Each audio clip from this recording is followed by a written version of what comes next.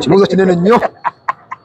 Gyembeera oba eri mu kyalo? Ku kyalo ku kyalo kale w'obeera. Wembeera simanyi. Ate ku kyalo ewaka. Eri. Naye otandika okutegeera nga yafuga. Obona guno gwaka yakyafuga. Ffe tulina chairman ku kyalo. Era ewaffe gye banzaala. Yali kitaawe nga yafuga.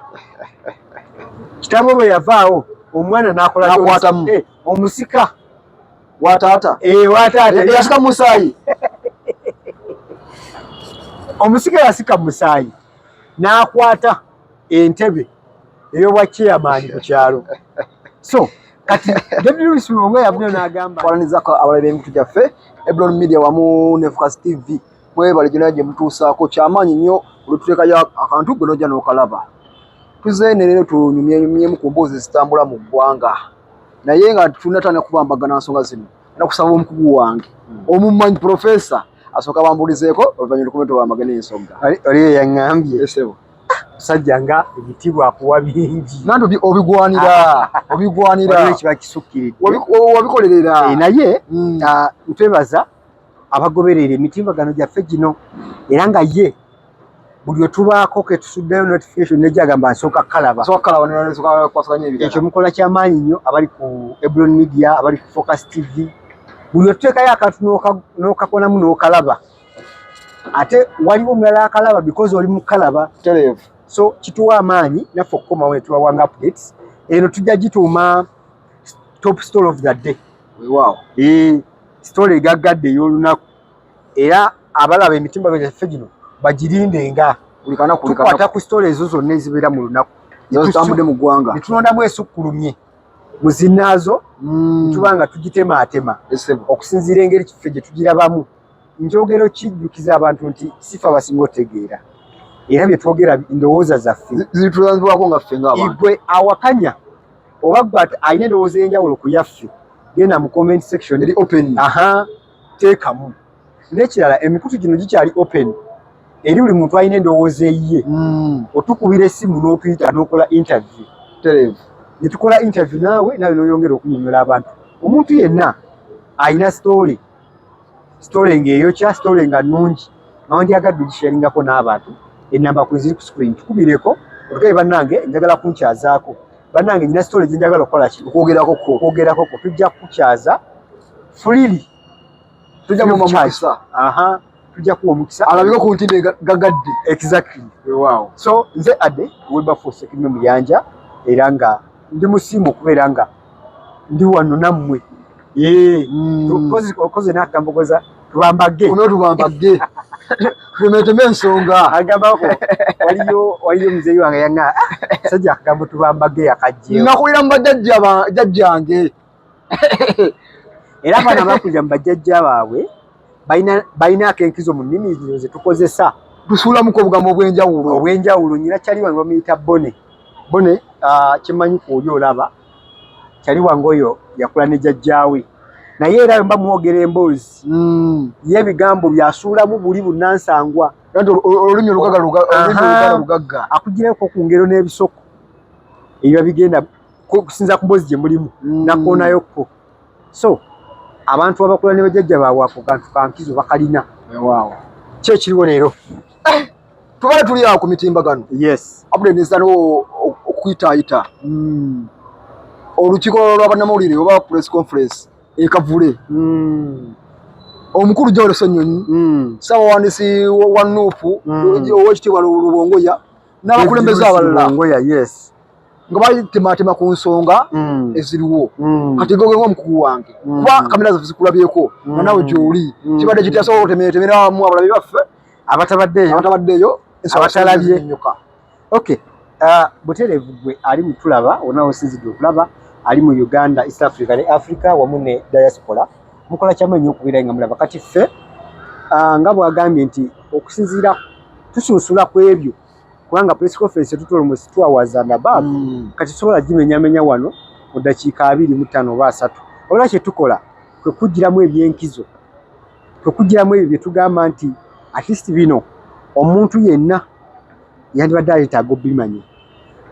We tubadde mu press conference tujjukire nti nno eno yakubiri bukyatuva mu kulonda okuva twava mu kulonda era omuntu ayinza okwebuuza lwaki Nuupu ebadde esirise nnyo Robert Kyagulanyi Ssentamu bw'atabaawo tekola ki tegenda mu maaso tewabengawo kigenda mu maaso era abakulu mu kujja okunoganya bagambye nti babadde oluvuvu baluwulira nabo kiki ekigenda mu maaso nga Nuupu esirise nnyo kati nga ffe bannamawulire tuba tugendayo tuwulire tujje tutemeeteme abantu biki bye baagala okuwulira oba biki bye bandyagadde okumanya ku bigenda mu maaso mu Nuupu.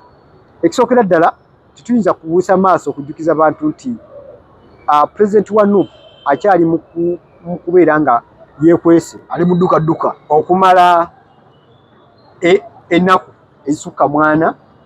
Kino kitegeeza nti it is not a normal business. Si nnaku za bulijjo, si biseera bya bulijjo eriye nga pulezidenti oba principal ow'ekibiina ekiramba ekisinga amaanyi mu ludda oluvuganya oba oludda oluwabula gavumenti.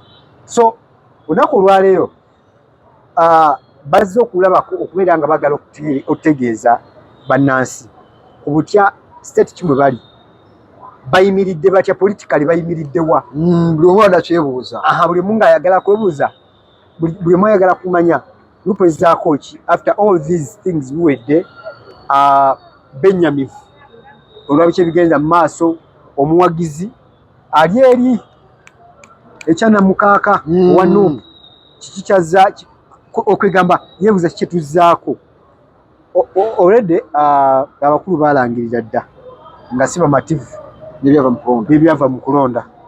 Kati obutaba bamativu n'ebyava mu kulonda kitegeeza nti oyo awagira mmwe aba alinze kikimuzzaako.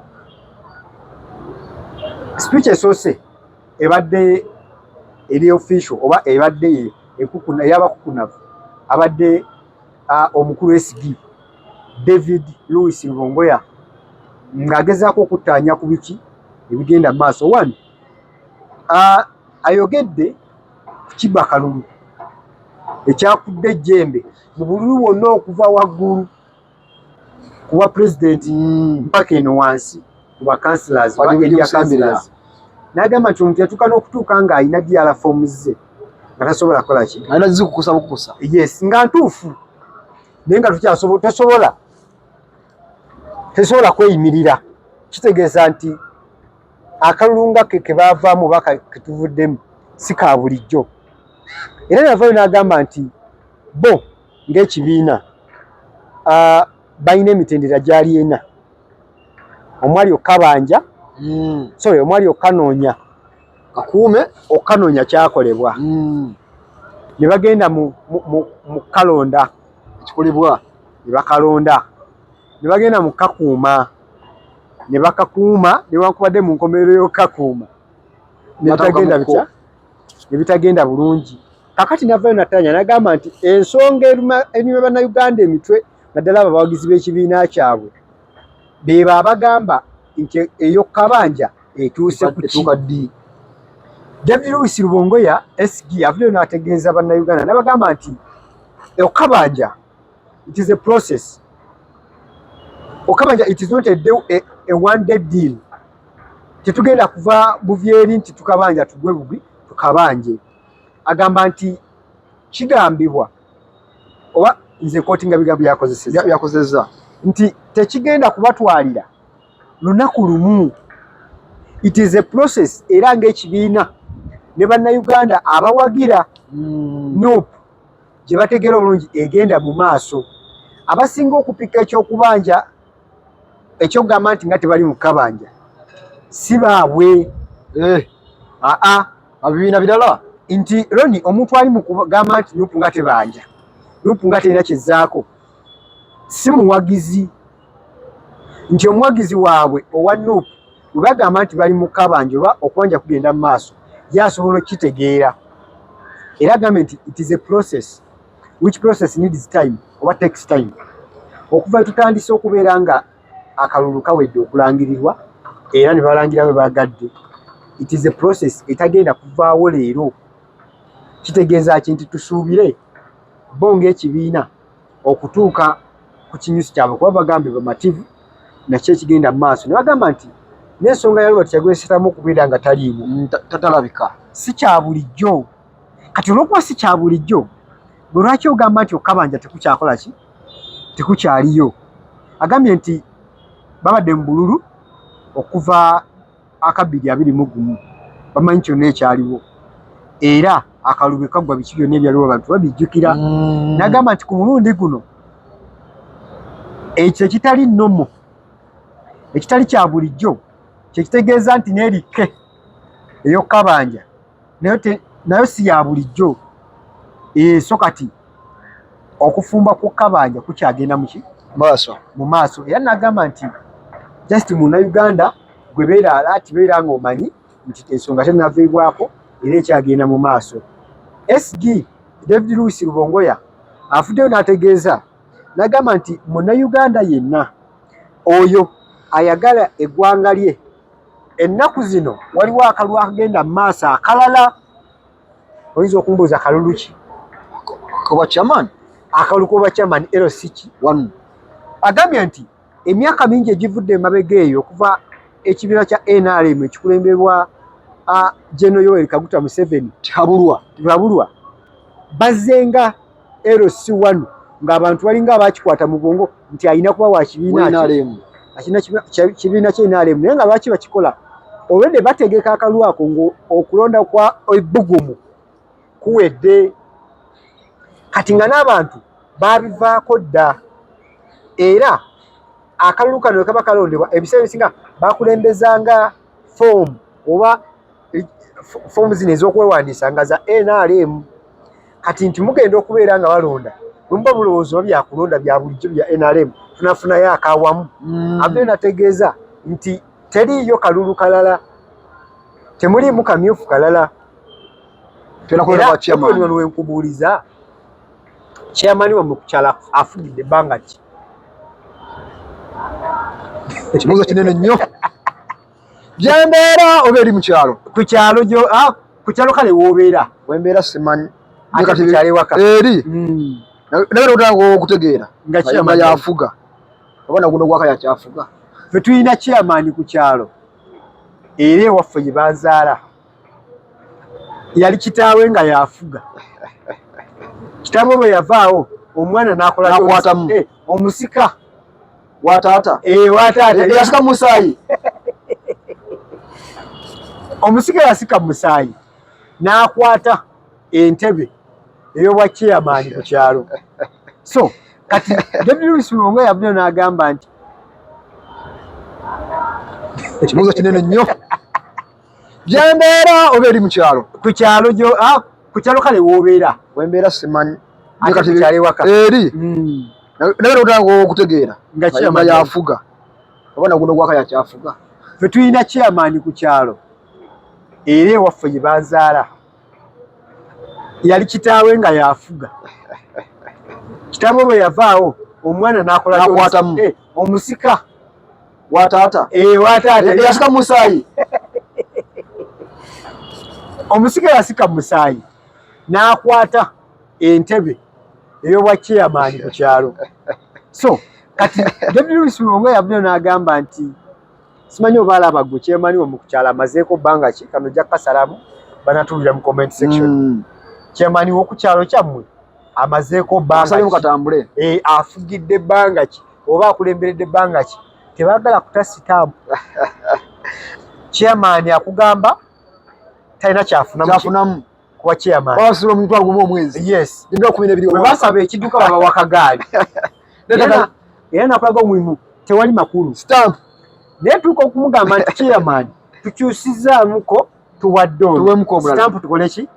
Stamp tebagita. So Rubongoya abadde ayogera agezaako okujjukiza bannayuganda nti okulonda kuno tukwetabemu. Okulonda kuno kuleke kuwa chance ya kibiina kimu kubeera nga kyekikulembera. Kubanga bachairman b'oku kyalo mu kaweefube gwe baalimu ow'okwewandiisa abantu okuva eri wansi balaba nga bachairman babakubanga nnyo oba bachairman bateteganyanga nnyo enteekateeka zaabwe lwasonga gye batukanga wa chairman nga waaki NRM. Kati agambye nti mujje mukeetabeemu wadde mwamenyeka emitima mu ebyo ebyabaddewo naye bwe musula sitepu kana akalulu akava eno wansi tugenda kuba naffe tukisudde akati tuba tukasudde twetabemu eno wansi naffe tubeere ne bachairman abanubu tubeere ne bachairman nga si bwenaalemu bwe tutandika okuyisawo projekiti zaffe tutandika okubaako bye tulanga bituwa abantu bano abeeno ku kyalo tulenge naffe tulinayo omusingi. So ebigambo ebimu ku ebyo omukulu SG David Louis Rubongoya yagezezzaako okulaba nga attaanya. Katono nnyo kenjagadde kenotinze wano mu speech ye kenjagala okuba nga nzitaanya nange teeka okubeera nti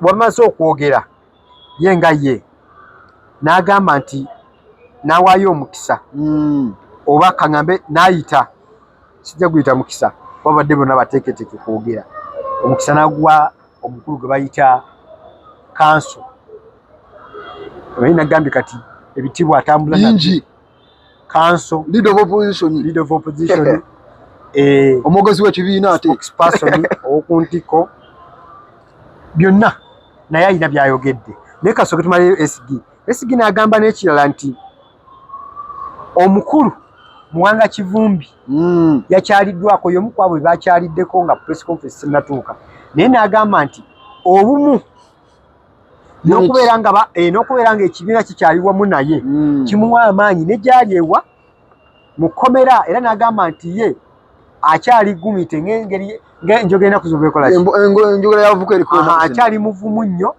akyali kwalaali okubeera nga ajja kubeera nga asigala ku mazima n'okulwanirira eddembe lye. Naye SG n'agamba nti bali mu kuba beefube okulaba nga bakola ku base oba okubeera nga balwanirira bannaabwe bali mu makomera okubeera nga bateebwa okweba nga waliwo emisango egiriwo bagiwoze nga bavaawa wabweru kubanga si kya buntu omuntu okubeera mu kkomera nga n'ebbanga lyaggwako. Ekirala kyayogeddeko n'agamba nti okuttibwa kw'abantu bakizudde lipooti gye basooka okukola nga bakava mu kalulu yali erimu ebibulamu lwa nsonga ennamba y'abantu abattibwa olw'okubeera nga waliwo blackout ya internet teyasobola kumanyikibwa butuufu bwayo naye bali mu kuteekateeka fayiro ow'olukalala kulaba nga bamanyisa bannansi ennamba entuufu yali ki ey'abantu abaakala ki abattibwa mu kaseera ak'okulonda ne wano mu kujja okulangirira. So agambye ennamba gye yaba eyaweebwa eyo ye yali yakatuuka naye bagenze okizula nga abantu bangi abaafuna obuzibu abantu bangi abali mu malwaliro abantu bangi abaafa mu kaseera ako.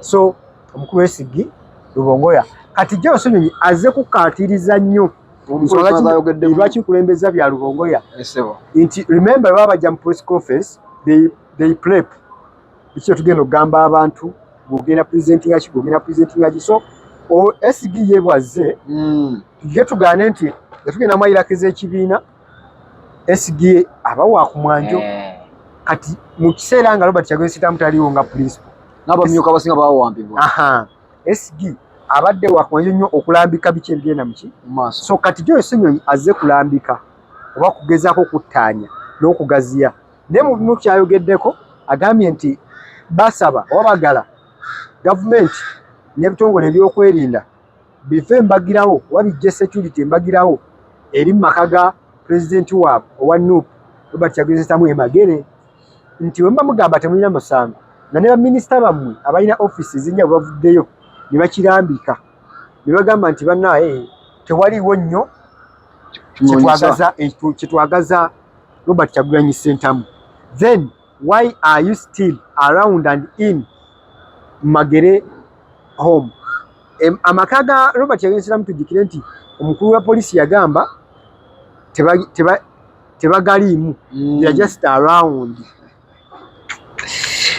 Bigambo bya mwogezi wa polisi mukulu Soke amaka ga president wa NUP wa principal wa NUP tebagaliimu babaliko era tebagaberangamu bo bali okwetooloola ki amakage so kitegeeza bo nga bo kibeera kibamwagaza era eki kibabeezaawo bo nga bo bali waki wabyo. So omukulu Joe Sonyonyi abyo n'agamba nti ebitongole ebyokwerinda bwe mbanga mukimanyi bamukkiriza bimwogera bituufu kyonna kimwagaza bakiseetamu era nga watalina musango muve mu maka ga mujje mbagirawo abapoliisi oba abasirikale abali mu maka mubajjeemu tubeere nga naffe tumanya nti ddala talina musango. Era naye n'agamba nti n'ekyokutiisatiisa bannaabwe bangi abali mu bitundu eby'enjawulo nga bakyatiisibwatiisibwa.